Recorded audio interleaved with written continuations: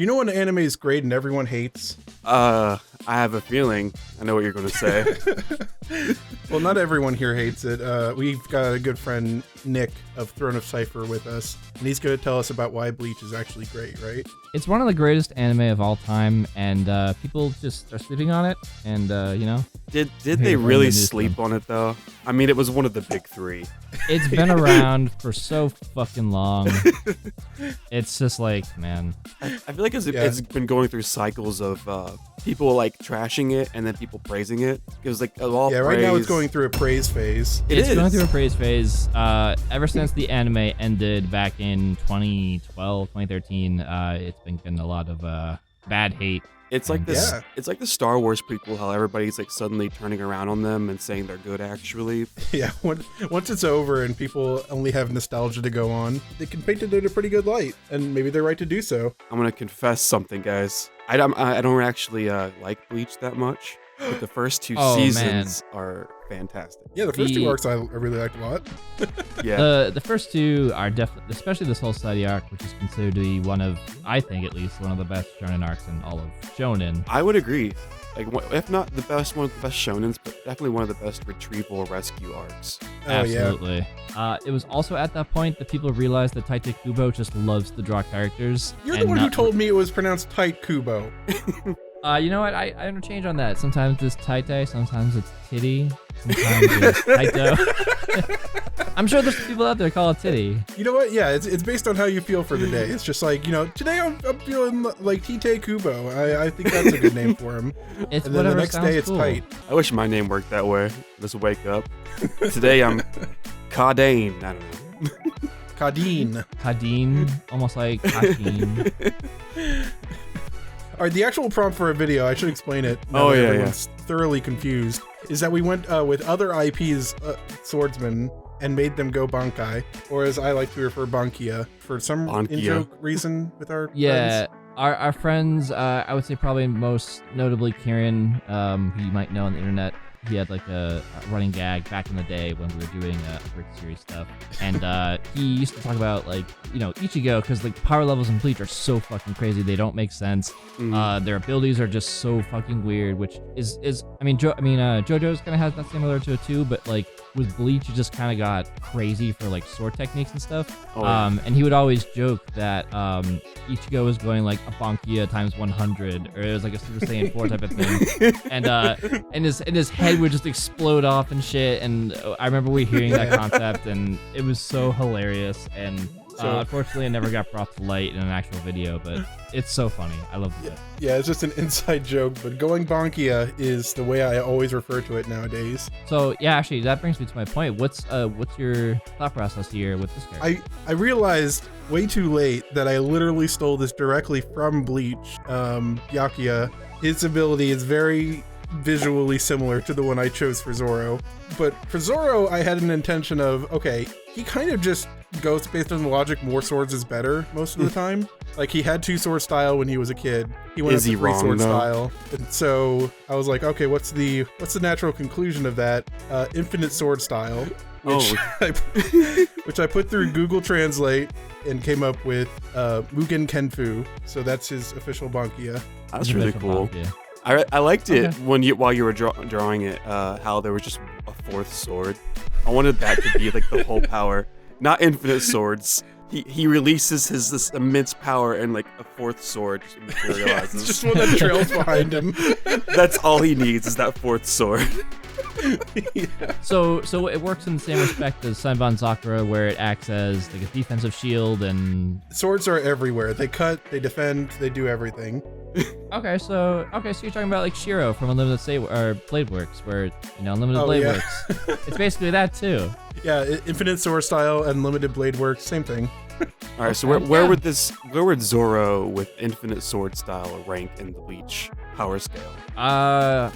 As far as the Bleach scale, as far as like the Gotai 13, some people call that, or the 13 Crocodile Squads if you're an English dub fanatic, he would probably be ranked pretty high up there, probably like number 2 or 3, just because it's a fucking broken power.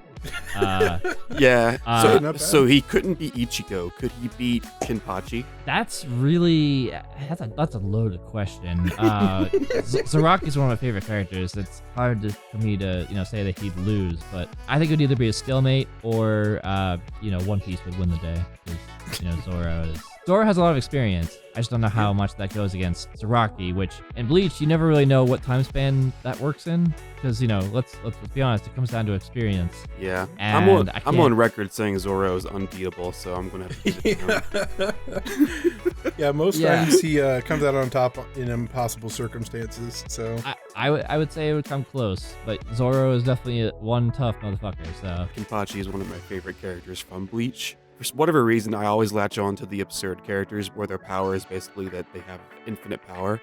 yes, absolutely, yeah. Zaraki has a very unique design. Yeah, and he just looks so cool. Yeah, he His does. hair is insane. Yeah, like imagine actually styling your hair that way. Like how would On purpose. you put sticks in it? You'd have to put sticks or something in it for support, right? Yeah. Yeah, I mean, I guess that's what the bells are attached to. He's got bells on the end of his hair, right? The bells on the end of his hair actually work against him because when he when he runs around, the bells give away his position. But for him, it's like a challenge. Yeah, he It's wants just like, that. Yeah, it's handicapping. He wants. Yeah. He likes to play handicap. You know what's funny?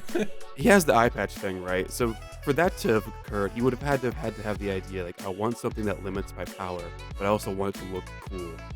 Yes.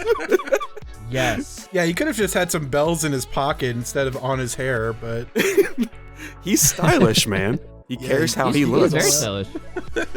No, young Kenpachi is pretty good looking. I mean, he's got like the brown hair coming down. Like, he kind of reminds me of Primal. I didn't know we got young Kenpachi. Oh, okay. Ben's looking him up. In flashbacks, yeah. yeah. Man, he needs to eat a cheeseburger. Yeah, it's a pretty skinny guy. All right, I do want to make one last note before we move on. I intentionally placed one of the swords to look like it's clenched between his butt cheeks because that is the canonical fourth sword for the fourth sword style. If Zoro excellent. Yes, so funny. He needs one in his butt cheek. But it looks like he has 4 swords coming out from there. Oh, yeah. He has 4 additional swords aside from the one between the butt cheeks. They're like fastened to the butt cheeks somehow. Maybe they all join together to one hilt, and that is what's between the cheeks. That's exactly it. I'm not sure if I'm gonna have time, but I'm gonna try to make a diagram of that. I guess I have a follow-up question because this was kind of addressed in Bleach, where later down the line they had to make it more unique, and they had to give their Zanpakuto, the swords, like a spirit animal. So my question to you is, what do you think Zoro's spirit animal would be for swords? Ooh, it would be a tiger. That was so fast. All the Straw Hat crew have been associated with animals already. Zoro's a tiger. Okay. There you go. I didn't know that. I just thought you had that in your back pocket. Like, yes, I've thought of this. It would be a tiger. No, I don't do fanfic. I only do canon. All right. Ben, I don't know if you want this out there or not, but I just want to mention it in the Bleach episode that you created one of my most favorite parody moments of all time. And it really?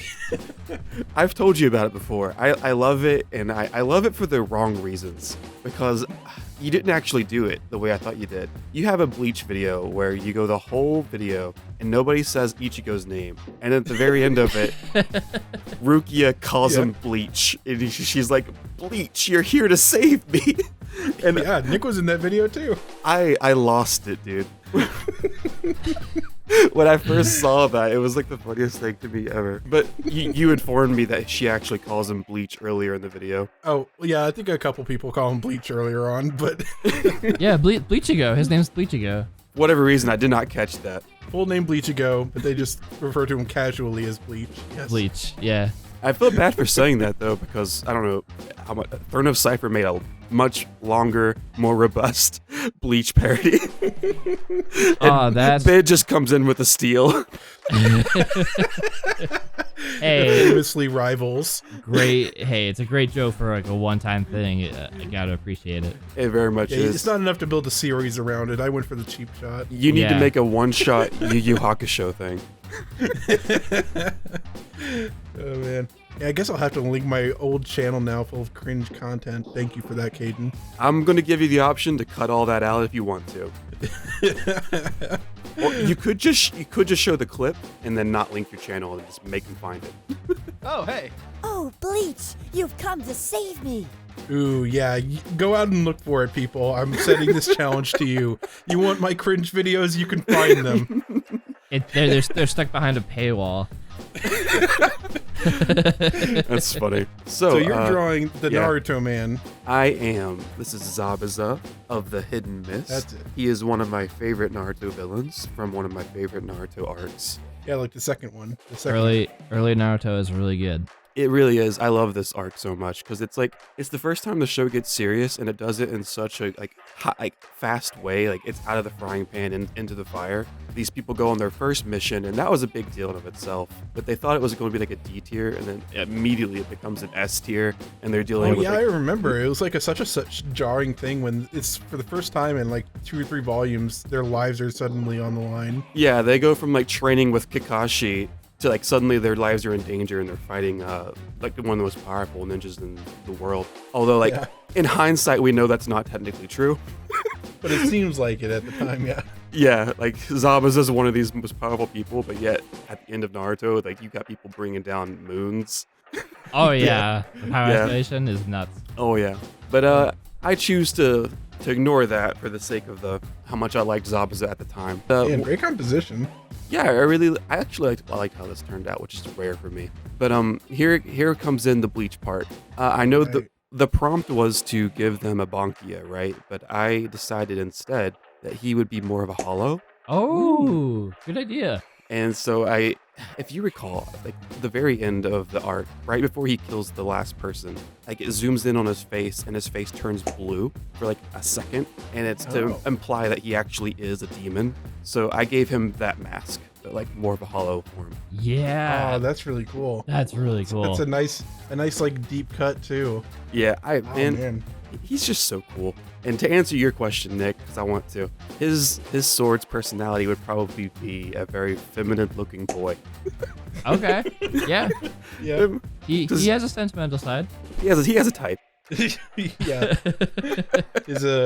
His assistant, or not exactly sure what role Haku. that person plays. It's unclear. And speaking of like early Naruto versus late Naruto, that Haku's power is so weird compared to like later on. Oh yeah, the mirror stuff. He had a Keki Genkai. I don't know words. What does that mean? I think that just means bloodline technique, doesn't it? It does, yes. Oh, okay, that makes sense. Yeah. Yeah, the mirror stuff and the shooting the little needles that don't seem to really cause too much harm. It was kind of unclear if they were meant to like, like they hitting the pressure point just Are they like that. acupuncture, or are they actually like stabbing into vital organs? You can't really tell. Yeah, I can't tell. Haku was more like a quill. Like he was just throwing shit wherever, and it's like, oh, I hope it hits my target, and if it does, great. If not, then we got a hard battle ahead of us. All right, now we got to come to the real questions with our Bleach expert. Where does Zabuza rank in the power scale? Yeah. Well, let me ask you this: what does Zabuza's Bankai allow him to do? What's his whole? He can turn into actual mist. Okay. So like he summons a fog, and then he turns into like intangible mist, and he can strike from anywhere. Oh, that's good. It would be in early Naruto, but I feel like in Bleach that doesn't count for much. Okay, here's a technical question. Is it like an on command turn into mist, and at that point you're intangible? Or is it like try to hit him with a sword, and oops, his body automatically turns into mist? Oops, all mist. I'm going to give him oops, he's already missed, just to give him more of an advantage. Then how does anyone hit him? Well, I don't know, man. Think he's mist. How do you destroy mist? You blow it away with wind. There you go. Am I wrong? With that power in mind, I think Zabuza would be a middle of the ground captain among the 13 core Gauss squads. I don't think he's the weakest. I don't think he's the strongest. He's like right in the middle. Good ability, and obviously there's a lot of instances where it can be applied in situations like I just mentioned. If it's in like a windy area, I'm not so sure it'll be that great, but But in a nice, calm day, it'd be fine. I've got one specific. I don't remember his name, but I hate this character from Bleach. Could Zabuza beat the dude that turns into a giant killer? Oh, Mayuri Kurotsuchi. Sure. With him, his whole thing is basically like poisons, decoys. You know, I think Zabuza might pull ahead of that because how do you poison the mist, man? How do you poison the mist? Unless you have some sort of air contaminant, which I could expect him to have because he is well prepared for every situation. But I still think I'd give the dub. I'd give the dub to Zabuza. I think he finds a way. I appreciate that. That was a close one. Wow, can't believe he beat the one dude who's Kukumichi Diki Kuga. Well, the thing is with a lot of shonen anime is that you're not gonna get close. Everything is gonna be close. You might have a weak character and a strong character, but you know what? You're gonna get a good fight out of it. If you're battling in an anime, it's got to be at least a little close. Well, thank you for your expertise, Nick. Do you have any parting words about Bleach that you want to shock and amaze us with? You know, I'm just gonna act as free advertisement. The new Bleach 1000 Years anime starts off in a couple weeks in October. I'm excited for it. Fans of Bleach should be excited for it. I think if you guys watch it, you'll be a little confused. But you know, expect some crazy Bankias to go down. Everybody is coming out for the party, and if it's got the Bankias, then I'm in. The Bankias are great. I think everyone's gonna have a good time with it, and I think it's gonna be great. I actually asked one of my friends if I could watch it without watching all of Bleach, and they said that I would no. No, I should not. How do you feel about that? I think it helps to see. I think it helps to see the arc before it. I think if you watch the arc before it, you'll be fine. I think everything else you don't need to. All right, that's way more manageable. Well, it was nice having you back on the show for a second time. Well, the first one, the first episode with you was scrapped, so yes. Who knows? You might find it on my cringe channel. Well, we'll put that one on the Patreon behind a paywall. Again, behind a paywall, absolutely. Ben's gonna talk now that it's the end of the video. If you like subscribing, press subscribe. If you like liking, press like. If you comment. Patreon, the end.